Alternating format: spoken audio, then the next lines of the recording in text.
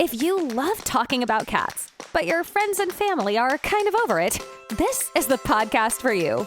Join your hosts, Danielle Stray Woolley and Elizabeth Calico Gearhart, on the Jersey PodCats, where everyday cat lovers share funny stories, challenging situations, and ask their questions about cats. All right, let's get right into this episode. Hi, everybody. I'm Danielle Woolley. I'm Elizabeth Gearhart, and we are the Jersey PodCats. So, and the reason we're cracking up is because when I just started, my face is, if you're watching on YouTube, my face was just all the way in the computer, and my practice was, this is Danielle, and my head's taking up the entire screen. But if you're listening in your car, you can't see that. So we haven't recorded. We both have so much going on that we're not recording every week. We're trying to record when we can. And when we can get guests. And so our next episode is going to be really cool because my sister-in-law is going to be on it. She's an avid cat lover and she's had cats forever. So that'll be a fun episode. But right now, Danielle and I are just going to catch up. Sounds good. Yeah. So where shall we start? So I know we talked about Luffy. He's totally fine now that he's been back in the house. And for a while, I think I mentioned on the last one that he was like terrified of going by the back door even. But now it's funny. He sits by the back door while the back door's open, but the screen's closed, obviously. And when the other cats go by the back door, he like smacks them. And at first I was like, what are you doing? That's not nice. But now I'm like, I wonder if he's saying, no, don't go out there. It's scary. Oh, I'll leave the door to our screen porch open because it's nice now and it airs out the house. It gets all those icky cat food smells out. Anyway, and Max will just lay in the doorway. And it's like the other cats have to try to get past him. I don't know. I guess it's the gatekeeper. I feel like that's his personality because that's not the first time you said he's done that. Yeah, he loves to do that. He loves to just lay in the doorway and then they have to jump over him or run by him. And so Lily will come running in and he'll start chasing her. And and it's just I don't know. He's such a brat, but he is a cute cat. I have to ask because we haven't asked in a few episodes. How is Max? He's under control. He was in here. I was hoping I could lift him up and show him to the camera. Here's the interesting thing. So he's on the steroid every other day and cyclosporine every day. And he's scratching a little, but more like a normal cat would, but he doesn't have any sores or spots. So he's under control. He goes back to the allergist in June. So yeah, he's doing really well. Here's the interesting thing too, is like we had been giving him a lot of steroid. We cut back the steroid. I had been, and I think I've said this before, giving it to him in butter, like crushing it up and putting I still go ew every time you say that. I know. And it was, I think, for a little cat that size, that was a lot of extra calories. Anyway, I got a pill gun, which if your cat will do, he loves the pill gun if he has to take medicine at all, because he hated the liquid medicine and he hated the butter. And he's lost weight. He had this big. You're not larding him up every day. I know, because I'm not larding him up with fat. So that'll go to show you what makes people fat. But I love butter. So yeah. But not with meds and not by itself. Ugh. I know. So so he's trimmed himself down and he seems getting his summer bod. He still likes his cat treats. They don't eat a lot of wet cat food anymore. They like the treats and they like their dry cat food, but I'll give him wet cat food. He likes the squeeze ups. So I'll give him that as a treat. But don't say that too loud, because if Thor hears that through my headphones, he's gonna come running. Yeah. He's obsessed. We call it gravy treat. Gravy treat. Yeah. Gravy treat. So he's doing so much better. Like, good. Yeah, I think it was about this time last year when he finally grew his hair back and started doing better. That was the Zyrtec, but he's not on the Zyrtec anymore because the cyclosporine apparently disrupts the allergy process earlier in the biochemical processes than Zyrtec does, and it's better for him. So, because they've done more research on it than they have Zyrtec in cats. So, well, Zyrtec is saving my butt. I don't know if you can hear the last couple episodes. I was all nasally because I either had a cold. We thought it was a cold. Turns out I had really bad allergies, and I know we beat that to death already about how I went and went to the allergist, and she gave me the form. And one of the suggestions was keep your pets outside. So I actually, at my last appointment, I said, may I please offer some feedback? And she's like, sure, like very confused. And I showed her the ditto. I was like, I understand what this says. I said, but I'm in rescue. And to me, this translates to dump your animals outside or get rid of them. And she was like, oh no, I'll tell somebody. She's like, I got that as a download somewhere. I'll see if we can adjust that. So I was like, oh, okay. She might have been like crazy person, get out of my office, but she seemed receptive to my feedback. Yeah, I guess I would have asked her, well, would you recommend that people put their children outside all night? Yeah. Well, we were joking too, because I got my last round of all my allergy tests back. So in addition to being allergic to cats and birds and rabbits, I'm also allergic to dogs. So I was like, so what you're telling me is I should, oh, and tons of more like just allergens overall. But Zyrtec, not sponsored with this program, by the way. But that as well as like allergies. I'm like a 100-year-old lady. I have so much stuff I take, but it's so that I don't feel miserable all day. But I was joking. I was like, so in other words, I should just stay in my house. She's like, well, no, because you have 5 cats. That's not helping either. She's like, you're not safe anywhere. So we just, we did all the things. We got allergen spray that I put on the carpets before we vacuum. Rather than letting them just kind of lay all over the place, I have little blankets and then those go into the wash every week. So I'm feeling much better in that respect. But now my cats, I'm trying to pay attention back to them again, because now they've got weird things going on. You think that, cats have their thing. You just give them some food and then they're good to go. But I feel like I spend so much time figuring out stuff going on, like you were with Max. Well, we had the funniest thing happen. Like, I'm controlling where they're laying. So in the evenings, Richard and I both sit on our sofa. We have a big sofa. I sit on one end, he sits on the other end. We each have our spot, and everybody knows where our spots are. Even Derek has his spot on the couch and we have to sit around him. yeah. So one night, I don't know what was going on, or it might have been the weekend, and I have it on video too. Max kept, every time Richard got up, Max would go sit in his spot. And we would pick him up and move him, he'd get up and Max would go back there. And they kind of got in a fight about it. And then finally, Richard sat down and he wasn't like leaning back in his spot. And Max came and sat behind him in his spot. It was like, what? Oh my gosh. Like, is he trying to assert himself as like the most important male in the house? I don't know. I think he might be, but that's kind of part of what I was thinking of when I was saying like the cats have been like acting like different. Is I've mentioned that since Loki has passed and Thor used to be up his butt all day long. Thor now is like more playful. He's not on his meds for we had him on antidepressants because he had some strange behavior for a while that we couldn't quite figure out. We accidentally weaned him off of that because when he wasn't feeling well, he was hiding and we couldn't get him anywhere. So I'm like, I'm not going to keep bothering him. He's sick. We brought him to the vet. Vet said he's not, he just needs to get over whatever it is. Blood work, everything was fine. But now he's like a completely different cat and playful. But all the other cats are different now too. So like, in addition to Luffy, I've shared before, he's the one that says hello, hello all night long, walking around, or ha ha. So now Thor will just get bored in the middle of the night and start talking and like running around, and they're playing tag. It's adorable. But they're all like changing their normal routines. So like Tony's been sleeping in Derek's spot. Derek's been sleeping in Tony's spot. Luffy's been sleeping in Thor's spot, and Thor found a new spot in front of the back door. So it's like, I don't know if it's a seasonal change thing, but whatever. They're all figuring it out. The only troublesome thing that I had going on was for people who are like, oh, long-haired cats are so pretty. If you do not keep up with their hair or help them keep up with their hair, it is whoo. So we had been so busy, like you were saying, and something stunk really bad. And we were like, what is that smell? I thought maybe the litter box needed to be clean. I thought maybe somebody had an accident somewhere. It was Thor. He had stinky stuff stuck in his hair behind his hiney, and he was trying to clean it himself, but he's got a big belly and he just couldn't reach it. So that was an ordeal. We had to like bathe him, which was not fun. And bathing, I mean like get water all over my kitchen table with like a towel trying to like clean him. And then we had to buzz him, and then like it was just not fun at all. So just a PSA, if you're going to get a long-haired cat, either don't let him get fat or make sure you help keep on top of his grooming. And during that time, we're like, okay, well, we're holding him down and he likes to be short hair anyway. I was like, so let's just buzz him a little bit. So we took the long haired shears off just to like get like a little thing like around his foot because he had like a little like knot too, or like why not go crazy while we're at it. I forgot to put the thing back on. So the poor guy, right down his back. He's got like one stripe of hair just completely missing off his back because I forgot to put the guard back on.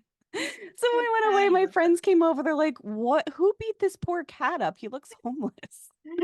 That's so funny. I'm like, "That's because we love him and we take care of him." And they're like, "And he looks like this, and you take care of him?" Like they were teasing us.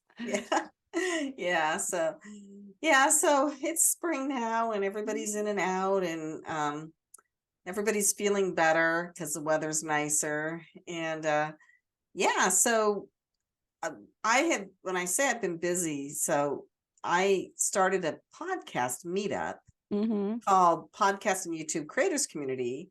And I don't know if you've been able to come on Zoom, Danielle, because I have not yet.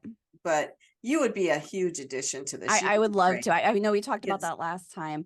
I every time I say, "Oh, I have one more medical procedure or one more medical appointment," and then my schedule frees up. Well, I've got like 9 more now. So because what I'm finding is like a lot of people, even people that are really smart about a lot of the stuff with podcasting, they have never actually started one from scratch, and they don't understand all the tech and all the stuff that goes into it.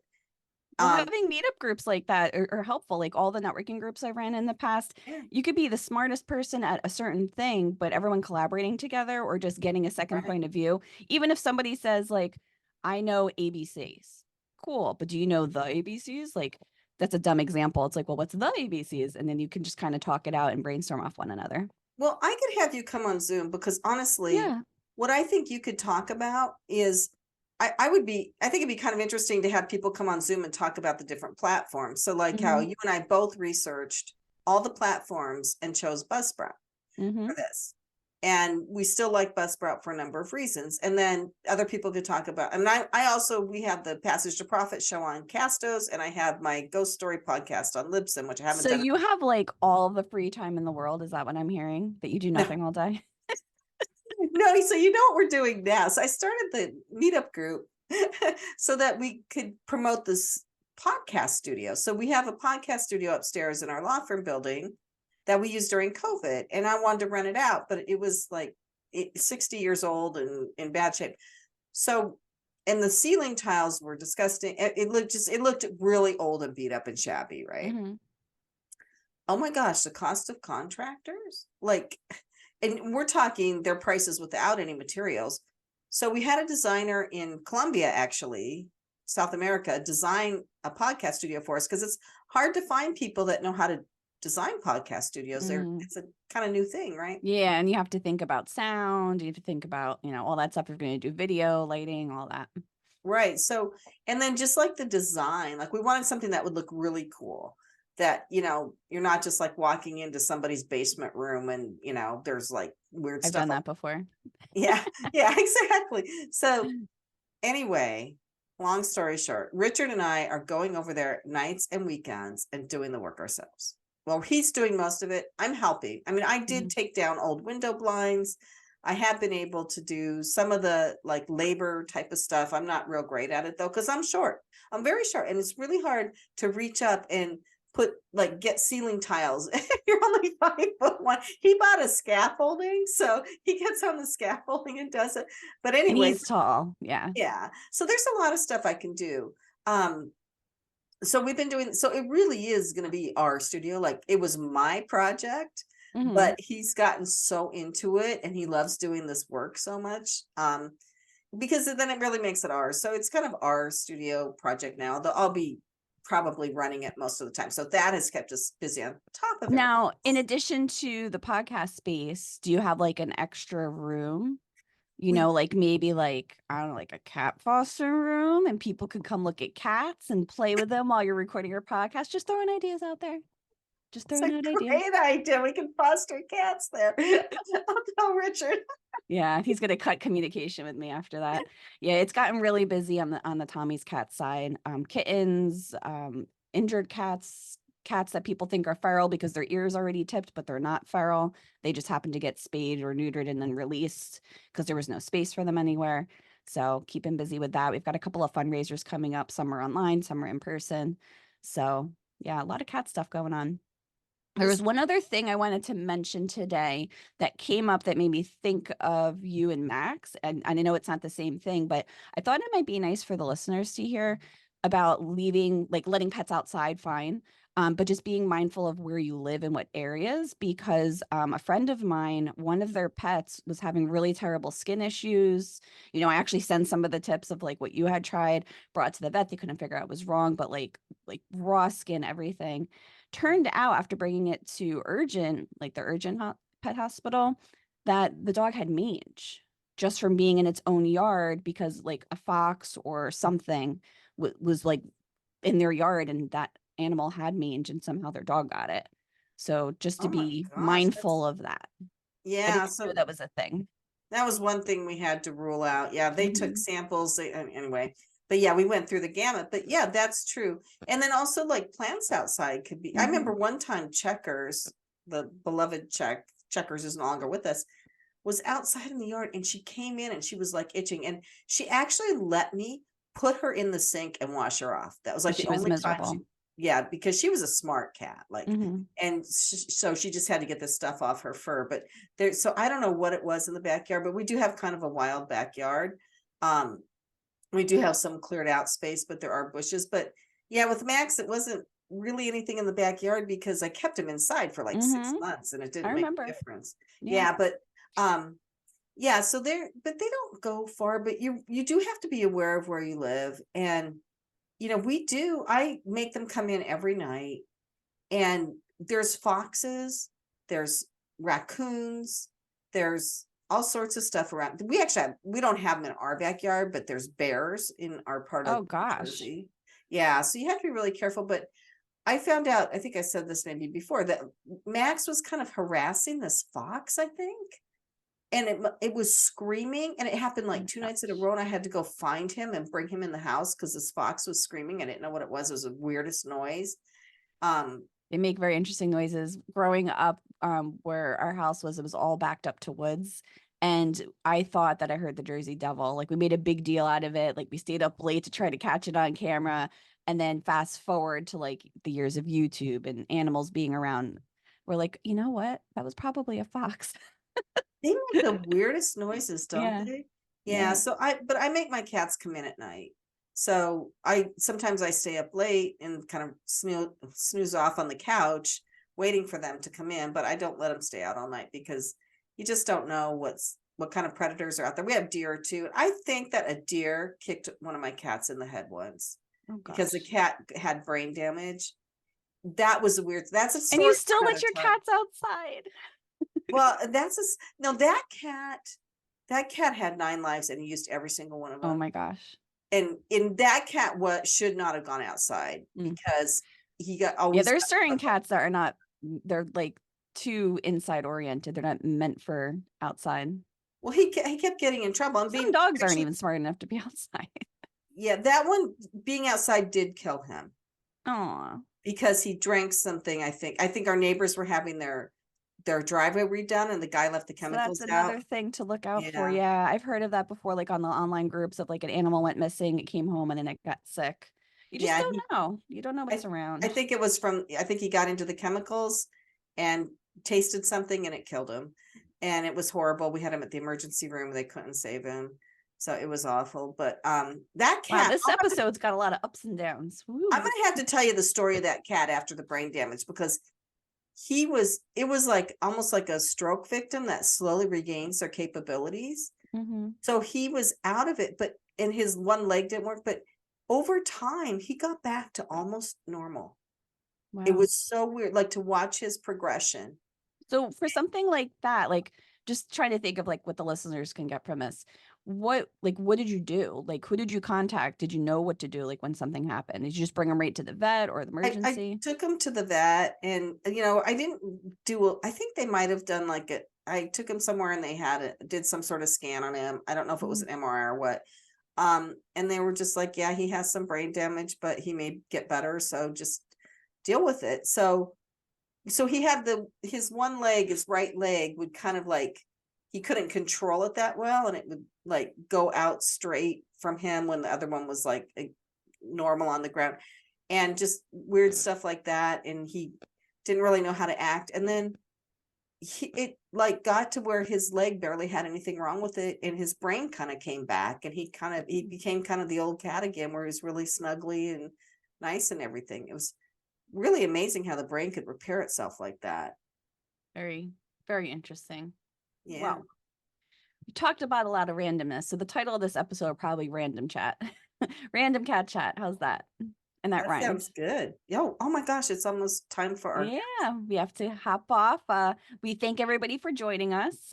We are still looking for guests. We actually have 3 people. We're just working on trying to coordinate. Everybody's schedules have been so crazy. So we've got some cool guests coming up.